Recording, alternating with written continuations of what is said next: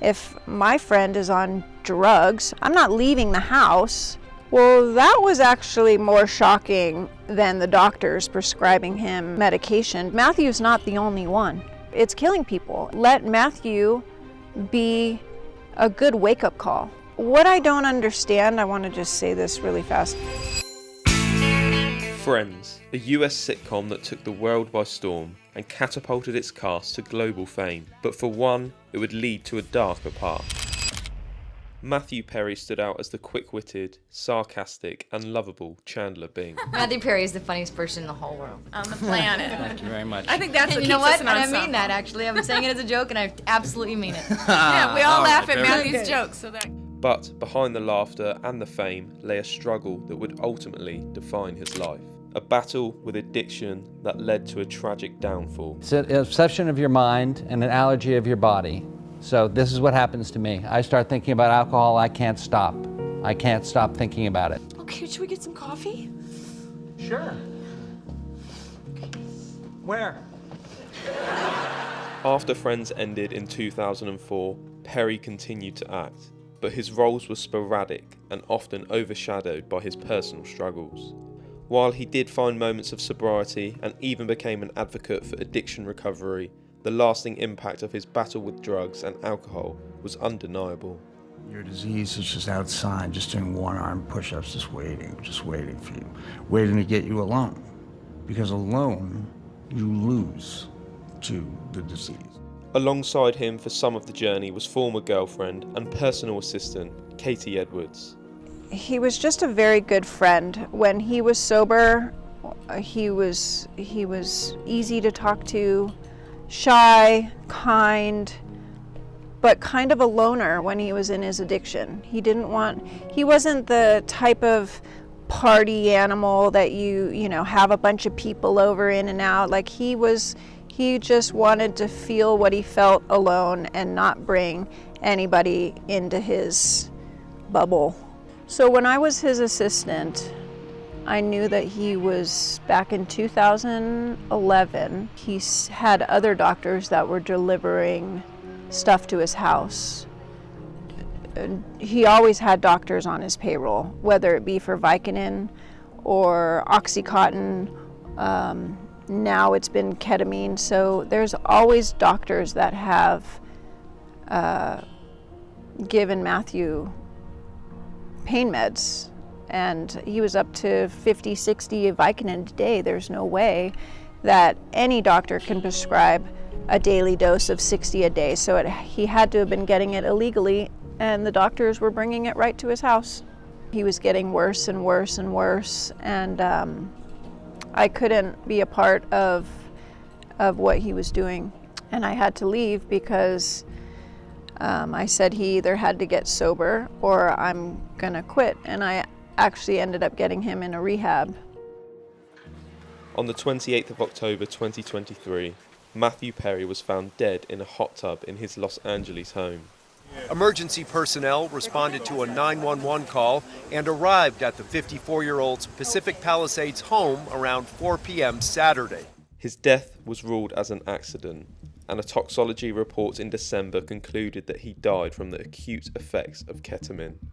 But after a 6-month investigation, new shocking details emerged. Got some breaking news to bring you from the US. So let's get right to it. The major development in the death of actor Matthew Perry. 5 suspects, including 2 doctors and a woman cops call the ketamine queen of Los Angeles, have been arrested. That investigation has revealed a broad, underground criminal network responsible for distributing large quantities of ketamine to Mr. Perry and others.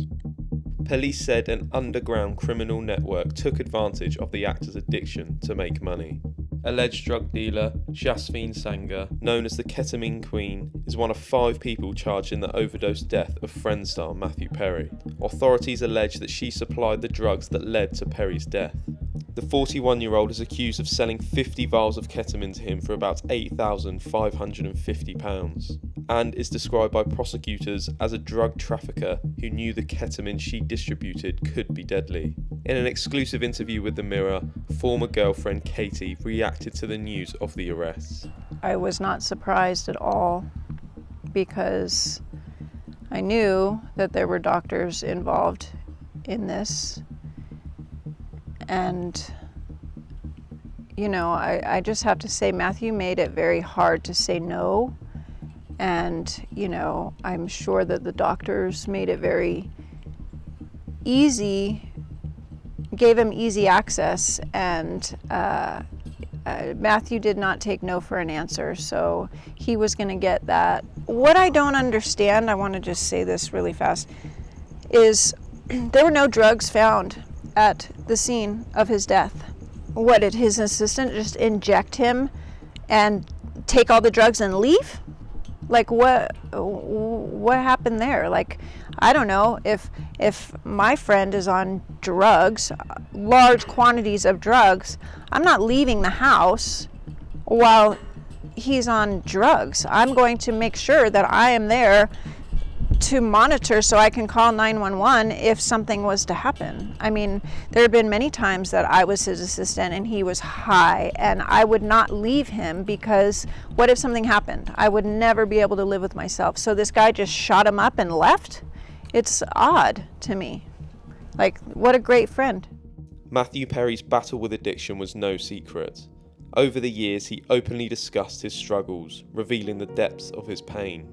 At his lowest, Perry confessed to not remembering 3 years of filming Friends due to his substance abuse. While he did date many A-list celebrities throughout the years in Hollywood, including Julia Roberts, Gwyneth Paltrow and Cameron Diaz, Katy felt that Matthew and Rachel Dunn shared a love that was unlike any others. So I know that Rachel Dunn was the love of his life. If you look back at Matthew, you know, he was happy, content, you know, who knows if I know that he was not doing drugs when he was with her. I think she kept him grounded. But it seems like after he broke up with her, that's when I noticed the, you know, addiction in full gear. You know, the Vicodin and the, you know, he wasn't really a big drinker. That wasn't really his thing. He wasn't a big drinker. It was more like prescription pills, and you know, he had relationships after her, but never did he, you know, show off his girlfriends like he did her, you know. And I think that ate at him when she and him split up. While they only dated for 2 years and never shared any children together, Matthew included her as a beneficiary in his will, showcasing his lifelong love for her. Very bad. Chandler, what are you doing? Chandler! Oh my God! Matthew Perry was a beloved star around the world. Many spoke of his kind and caring nature, and Katy believes after the recent shocking revelations, Perry would likely hold back from blaming others in his tragic death. I know how Matthew is, and if he were alive today, all of us who are mourning his death, we are so happy that these people are caught and in jail and serving time and being prosecuted for his death. Matthew, if I'm honest, he probably wouldn't want that. He would probably look at his addiction like, man, I caused this. You know, my actions caused these people to now serve time in prison. And I think that he wouldn't be happy about it. But I think that all doctors, because Matthew's not the only one. There are many, many, many people who doctors overprescribe, and it's killing people. And I, you know, let Matthew be a good wake-up call, because I can guarantee you doctors might think twice about overprescribing because of Matthew's death.